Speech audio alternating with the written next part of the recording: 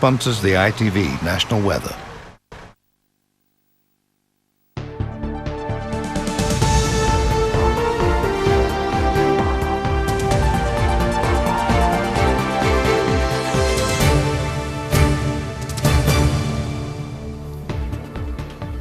Good evening. Two girls, aged 6 and 7, have died and their mother is seriously injured after being hit by a car in Handsworth in Birmingham. Two other children were also injured and are in hospital. One man who is being questioned by police on suspicion of dangerous driving has now been released on bail. Chris Halpin reports. These pictures show the immediate aftermath of yesterday's crash, when a family of 5 on their way to the park in Handsworth were all hit by this grey car. The 39-year-old and her 4 children were crossing the road just behind me here in front of a parked bus.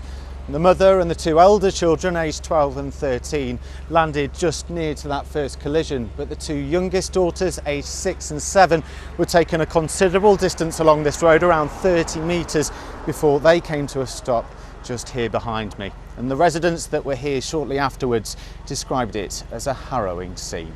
I was really shocked to see the children. It was about 2 children just there, and they were struggling to resuscitate them. I couldn't believe it in my eyes what I saw yesterday. I was in tears. To see 2 young children, with medics crowded around them, fighting to try and keep them alive is one of the saddest things I've ever seen. The 2 younger children both had very serious head injuries. One was in respiratory arrest, wasn't breathing. We had to breathe for that child, and another child was in cardiac arrest.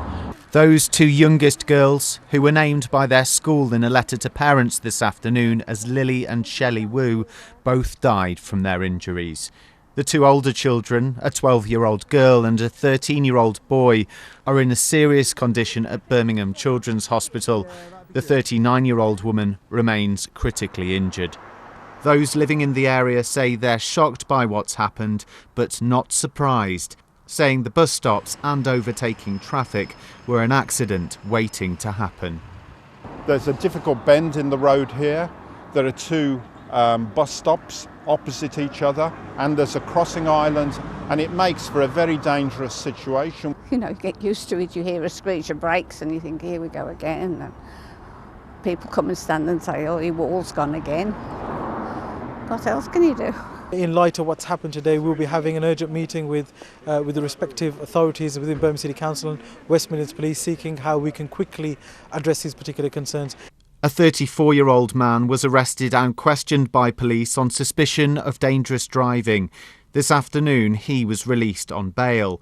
As a community questions the safety of this road, and a family mourn the loss of their 2 children after their day out to the park ended so tragically. Chris Halpin, ITV News, Handsworth in Birmingham. Neighbours have described the horror and chaos as a house fire claimed the lives of 3 people. Amy Smith, who was 17, and her 6-month-old daughter Ruby Grace died, along with Amy's friend Edward Green. 5 other people, including Ruby Grace's father, were taken to hospital for treatment. Rajiv Popat reports. Residents, friends and people who were in shock came to pay their respects. A fire engulfed the 3-storey house at Langley Mill in Derbyshire in the early hours of Sunday morning. Neighbours said a car was on fire and the flames quickly spread to the property. 17-year-old Amy Smith, a 6-month-old daughter Ruby Grace Gaunt, who lived in the flat, died along with a friend, 17-year-old Edward Green from Belpham.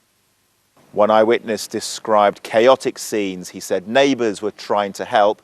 He said he heard people shouting from inside that it was too hot, they couldn't breathe, and that if they couldn't get a ladder, they would die. There was just people on the top floor window. They were screaming for their life. One of them was hanging out the window, holding onto a sky dish, and it was literally bending off. Disgusting, really horrible. The baby's father, Sean Gaunt, who was inside the flat, managed to escape from the fire. A number of people were taken to hospital and treated for the effects of breathing in smoke. This afternoon, a 17-year-old boy who was inside the building at the time returned to the scene.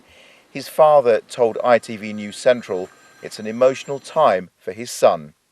My son was just in the fire at the time. He tried to get to Ed, who was his best friend, and to the girl and the little girl, but it's just the smoke was just too bad. And how is he dealing with that? How's he bearing up? He's 17. You know, it's a lot to take in to lose two friends. So the fire has devastated the community here. That's all I could think about. Young child, young couple. Well, the mother anyway, but it's heartbreaking.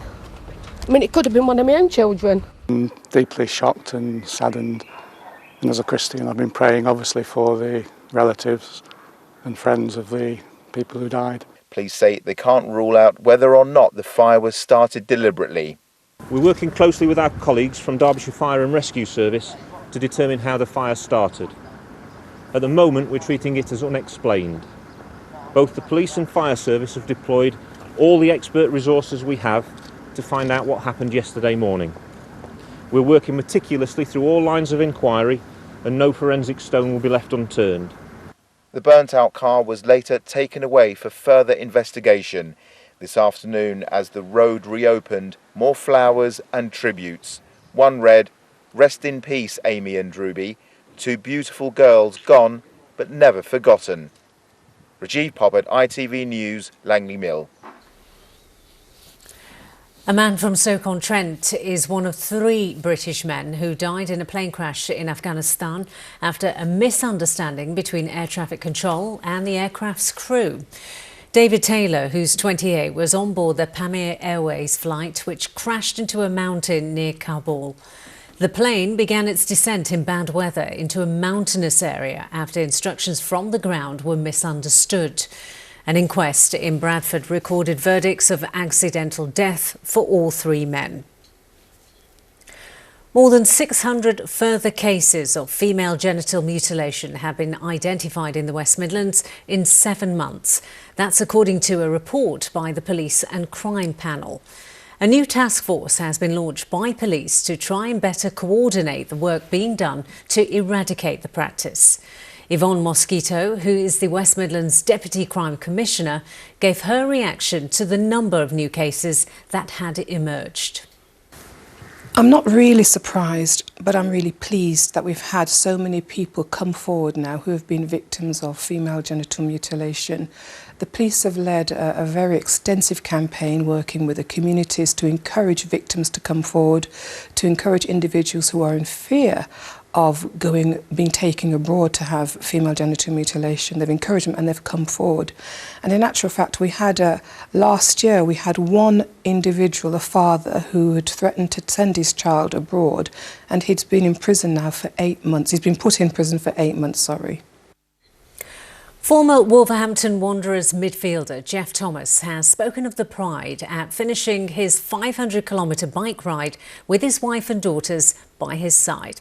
The 50-year-old, who was diagnosed with leukemia in 2003, started the ride in London on Thursday and, with a team of 200 amateur cyclists, finished the journey in Paris yesterday. The former England player hopes to raise £1 million for Cure Leukemia. The thing that I've been affected by since my illness was I can't produce tears. And I'm grateful for that because I would be a blubbering mess now. I was coming down the road just there and I just really started to fill up. But I'm so proud of these 3 girls. I mean, it's they've been through it all the way with me on my battle, and they've been fantastic. Well done to Jeff. Now let's get the weather forecast with the details. Here's Lucy Verisami.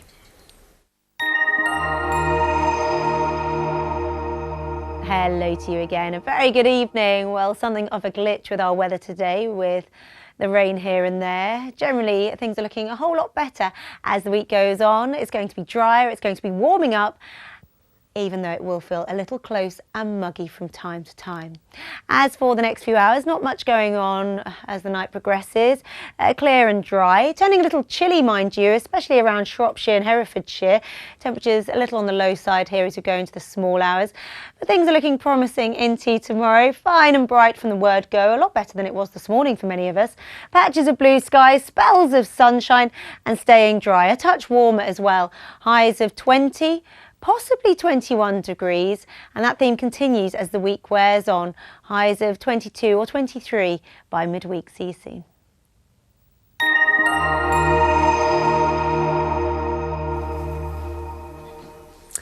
And just before we go, you may have noticed that we have a brand new set. Now, we moved in earlier today. It's certainly bigger, brighter and is bang up to date in terms of technology. It's been a few days in the making, but we're very happy with it and we hope that you like it as much as we do. Now, hopefully it'll enhance our news service, which just continued tomorrow morning within Good Morning Britain. As always, there are more details and further updates on our stories online. Just go to itv.com/central for that. For now, though, from the late team, good night.